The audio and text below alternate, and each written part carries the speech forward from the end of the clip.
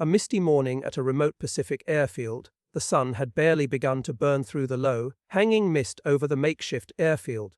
A damp chill clung to the fabric of flight jackets, and the smell of gasoline mixed with the salty tang of the ocean. The quiet hum of engines being warmed up broke the stillness, punctuated by the distant cawing of gulls circling overhead. Somewhere in the background, a mechanic slammed a toolbox shut, the clang echoing across the tarmac. U.S. Army Air Force pilots, still rubbing sleep from their eyes, were preparing for another routine inspection. But today was no ordinary morning. A captured Mitsubishi G4M, nicknamed the Betty by Allied intelligence, had been flown to the field after an emergency landing during a recent raid. Its presence sent a ripple of curiosity and unease through the ranks. They had read the intelligence reports, examined photographs, and even watched reconnaissance film, but nothing prepared them for seeing one in person. The Betty bomber was unlike any plane they had encountered in the Pacific theater. Sleek, with a long, narrow fuselage, twin radial engines mounted on elegant wings, and a cockpit that seemed almost fragile, it looked fast and efficient. But there was something unnerving about it. Pilots whispered among themselves, eyeing the bomber's exposed fuel tanks, which, on paper, should have made the plane a sitting duck in combat. Why would they build it like this? One young pilot muttered, squinting at the bomber through the morning haze. His voice carried an edge of disbelief, echoing a question that would haunt many who would study this aircraft in the coming days. The Betty's reputation preceded it. Allied forces had nicknamed it after a typical Japanese woman, a seemingly benign label for a deadly machine. On every mission, the bomber struck fear into crews of B-17s and B-24s.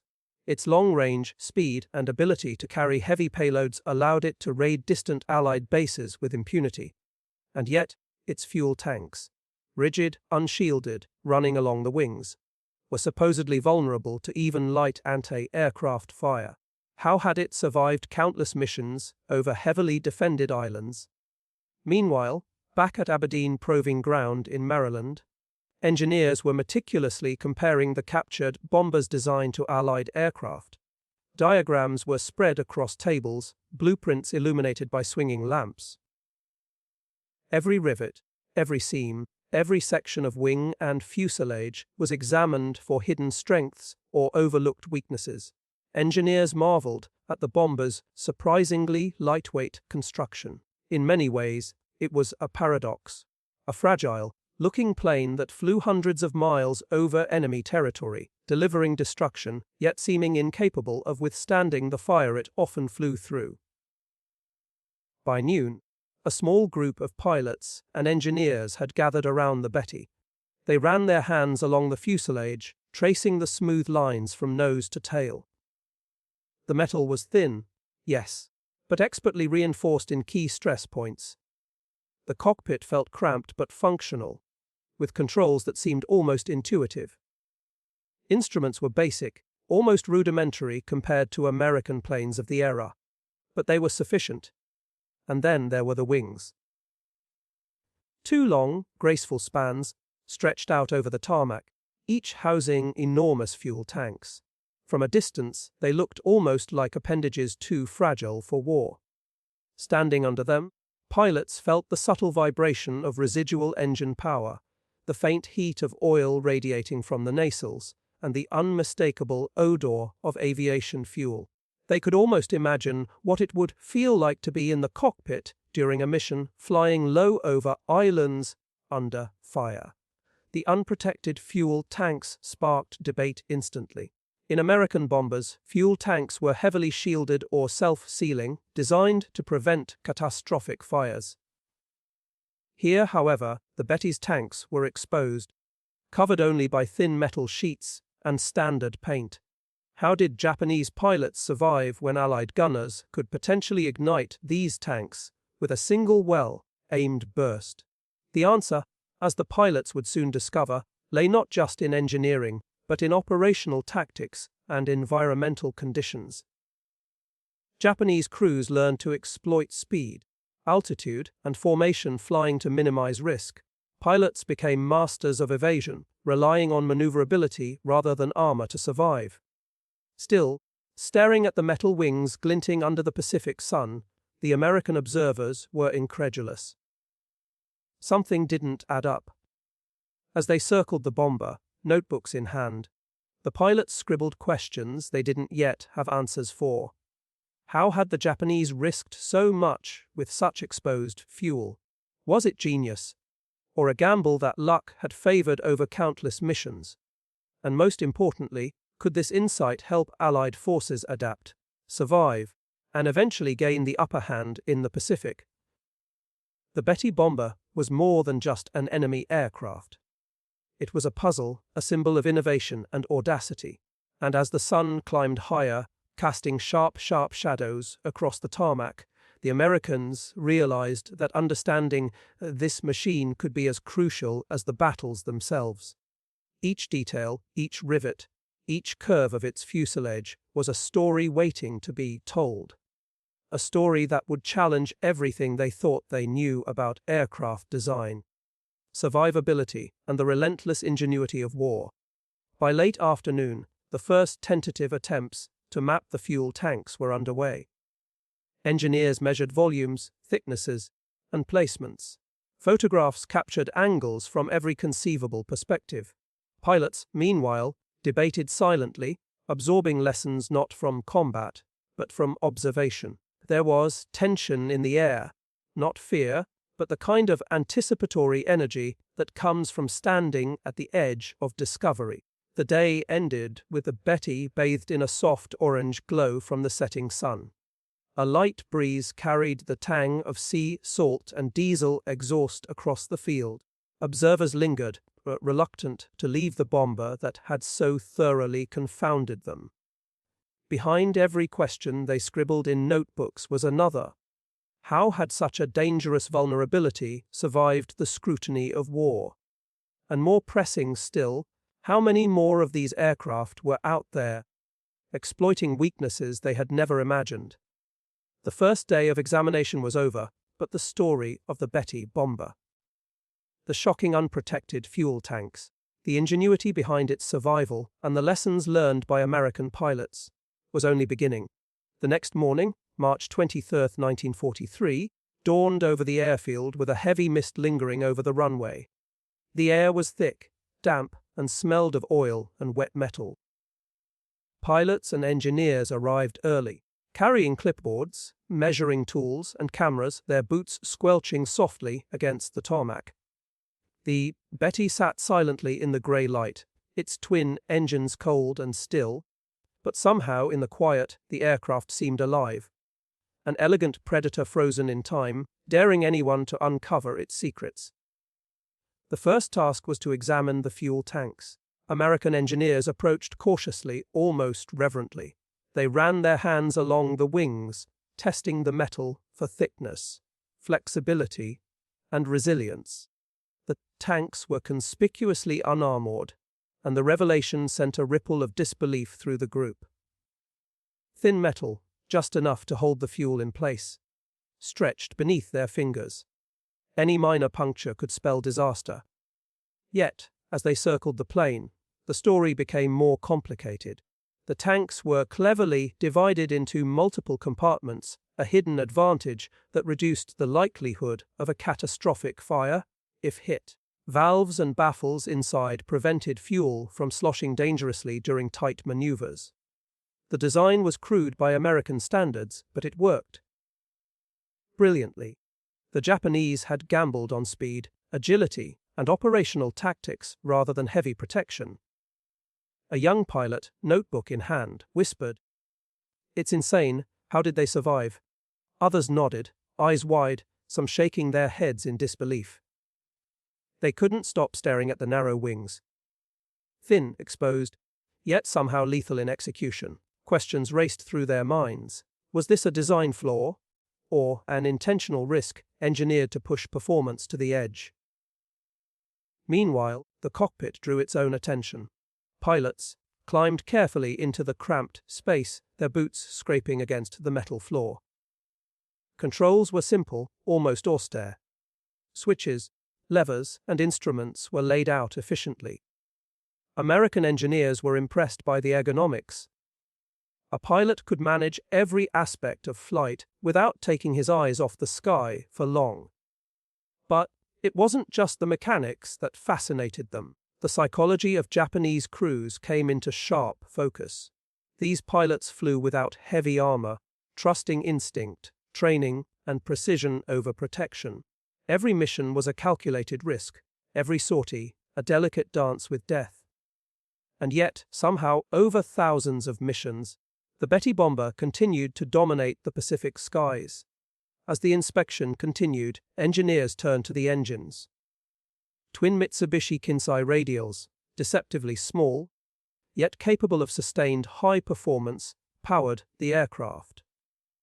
Mechanics noted the careful attention to cooling, the balance of fuel efficiency versus speed, and the unusual redundancy in the ignition system. Every detail reflected meticulous thought. Designers had accepted certain vulnerabilities, but compensated with ingenuity elsewhere. In the shadow of the Betty, American pilots felt a mixture of admiration and unease. On paper, this plane should have been easy to destroy. Its fuel tanks were exposed, its cockpit offered minimal protection. Its fuselage was light and fragile. And yet, the reality of combat proved otherwise. Stories from B-17 and B-24 crews confirmed the paradox. Betty bombers routinely survived flak, fighter attacks, and long missions. The Americans were beginning to understand that raw numbers, armor thickness, and conventional logic weren't the only factors in aircraft survival. Tactics, discipline, and clever engineering played an equally critical role. Suddenly, a mechanic called the group over. A close inspection of the wings revealed subtle reinforcing ribs running beneath the metal sheeting. Tiny perforations in the tanks allowed for venting and pressure distribution. These details were invisible from reconnaissance photos or even casual observation, yet they made a tangible difference. The Japanese engineers had found a way to make the plane survivable without adding the weight of heavy armor. As the day wore on, pilots tried to imagine flying in such a machine. Sitting in the cockpit, they felt every vibration, heard every creak of the fuselage, and smelled the faint residue of aviation fuel. Simulated maneuvers, tested on diagrams and models, revealed how speed and formation flying reduced exposure to enemy fire. The Betty wasn't just an aircraft, it was a system of integrated tactics, engineering, and human skill. Every unarmored surface was a calculated risk, every thin panel part of a bigger strategy. Mid-afternoon brought another revelation. Engineers disassembled portions of the wings and found fuel lines routed in ways that minimized vulnerability. Strategic placement of tanks, compartments, and valves created redundancies. Even if one section was punctured, the bomber could continue flying. For American observers, it was a moment of both frustration and fascination. A machine that looked fragile yet operated with uncanny efficiency. The pilots began to share their thoughts. "It's almost like they cheated physics," one murmured. Another added, "Every exposed inch is a challenge, and yet it works." The mixture of fear, admiration, and curiosity created a charged atmosphere, thick with tension and wonder. Every observation sparked a new question, every measurement hinted at more undiscovered secrets. Visual aids were prepared, archival footage of Betty missions, diagrams of fuel tank layouts, and photographs of damaged aircraft. Engineers and pilots compared these against their own measurements, trying to reconcile the plane's theoretical vulnerability with its actual battlefield performance. It was a puzzle that refused to yield simple answers. By late evening, the group sat quietly around the bomber, the sun dipping below the horizon, casting long shadows across the field. The mist had lifted slightly, replaced by the faint scent of salt and metal. They reflected on what they had learned. A plane that seemed destined to fail had, through ingenuity and audacity, become one of the most effective tools in the Japanese arsenal. And yet, questions lingered. How many pilots had died taking these risks? How many missions had succeeded purely through skill, daring, and perhaps luck? What lessons could American forces take from such a design, and how might this knowledge shift the balance in the Pacific? The answers would come slowly, through careful study, testing, and ultimately, through combat experience. But one thing was clear: the Betty bomber, with its shocking unprotected fuel tanks, had challenged everything American pilots thought they knew about survivability, risk, and the ingenuity of war. As darkness settled over the airfield, the plane rested silently, a symbol of audacity, danger, and innovation.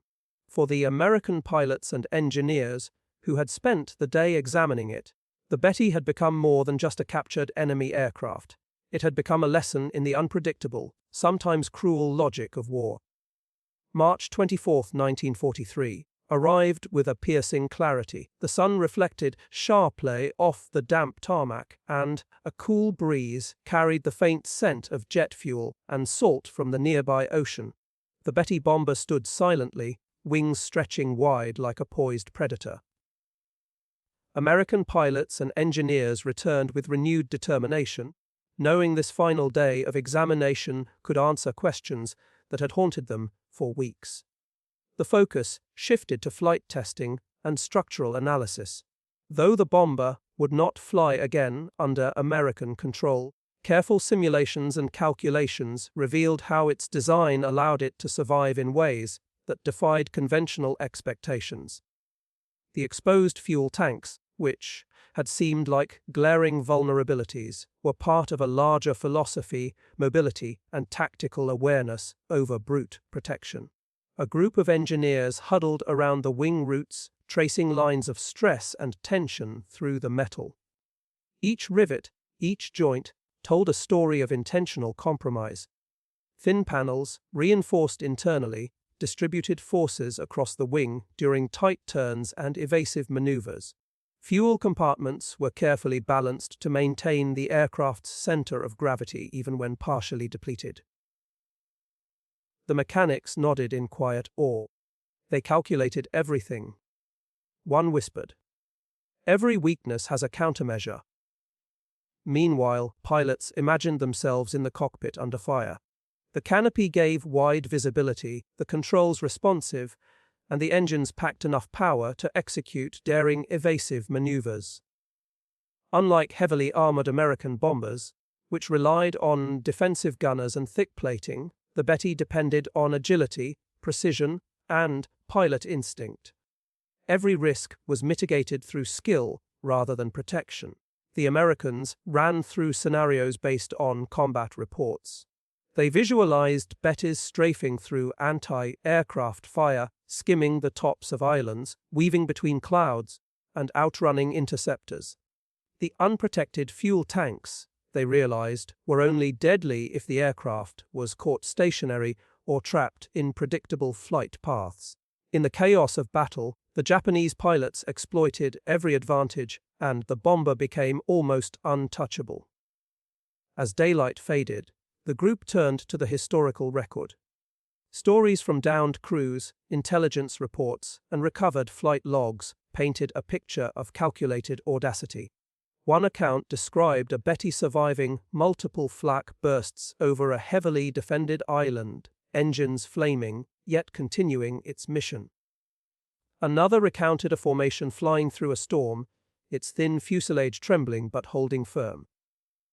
These weren't luck. They were the result of deliberate design choices, risk acceptance, and disciplined training. The more the Americans understood, the more respect grew. Shock and disbelief gave way to admiration. The Betty bomber wasn't reckless, it was precise. Vulnerable on paper, yes, but survivable in practice. Every exposed surface, every unarmored fuel tank, told a story of engineering confidence and human daring. By evening, the airfield was quiet. The shadows of the twin engines stretched across the tarmac, the metal gleaming in the low sun. The pilots gathered one last time around the bomber, notebooks filled with measurements, sketches, and reflections. They exchanged looks that conveyed a shared revelation. Understanding this aircraft wasn't just about studying an enemy plane. It was about grasping the mindset of those who designed and flew it. Risk, ingenuity, and adaptability could turn apparent weaknesses into strengths. One pilot staring at the fuselage broke the silence. "We've been looking at this all wrong," he said. "It's not about armor. It's about intelligence, precision, and courage." The others nodded. It was a lesson that would shape the way American forces approached aircraft design, tactics, and training for the rest of the war. That night, as the airfield lights dimmed, the Betty bomber remained under guard, a silent testament to human ingenuity under pressure. Engineers began drafting reports, diagrams, and recommendations that would influence future aircraft development. Pilots reflected on the bravery required to fly such a machine. Somewhere across the Pacific, Japanese crews continued their missions, unaware that their design had inspired both fear and respect in those who studied it. The story of the unprotected fuel tanks, once shocking and incomprehensible, had become a symbol of wartime ingenuity. It illustrated a universal truth: innovation often lies not in brute force, but in understanding risk, exploiting advantage, and trusting skill over safety. As the camera pans across the abandoned bomber, silhouetted against the darkening sky, viewers are left with a profound reflection: the lessons of the Betty bomber extend beyond the war. They remind us that courage, intelligence, and adaptability often outweigh sheer strength, that vulnerability, when paired with insight and daring, can become a weapon as powerful as steel. And so, the captured Betty bomber, once a source of disbelief, had transformed into a teacher. It challenged American pilots to think differently, inspired engineers to innovate, and left a legacy of respect for the audacity of those who flew and built it. In the quiet aftermath, one final thought lingers for viewers. Next time you look at history, remember that the answers often lie not in what appears weak, but in how intelligence, bravery, and design work together to defy expectations. What lessons do you think modern engineers and pilots can still take from the Betty bomber? Share your thoughts below.